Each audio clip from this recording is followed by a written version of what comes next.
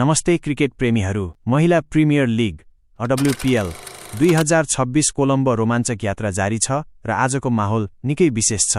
आज हामी कुरा गर्दैछौं खेल नम्बर 14 कोलम्बो, जहाँ गुजरात जायन्ट्स र यूपी वारियर्स आम्ने-सामने हुँदैछन्। वडोदराको सुन्दर मैदानमा बेलुका 7:30 बजे सुरु हुने यो खेल दुवै टोलीका लागि गर या मर, डु अर डाईको अवस्थामा छ। आजको यस भिडियोमा हामी पिच रिपोर्ट, सम्भावित प्लेइङ 11 र अङ्क तालिकाको गणितबारे विस्तृत चर्चा गर्नेछौं। त्यसैले भिडियो अन्तिमसम्म हेर्नुहोला। 2. सबैभन्दा पहिले कुरा गरौं पिचको।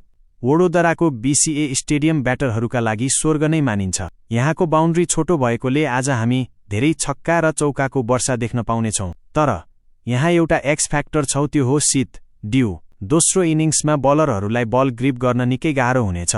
त्यसैले टस जित्ने कप्तानले आँखा चिम्लिएर पहिले बलिङ रोज्दै रन चेज गर्न रुचाउनेछन्। यहाँको औसत स्कोर 170 देखि 180 कोलम्बो बीचमा रहने अनुमान गर्न सकिन्छ। Team analysis. अब हेरौं दुवै टोलीको तयारी। गुजरात जायन्ट्स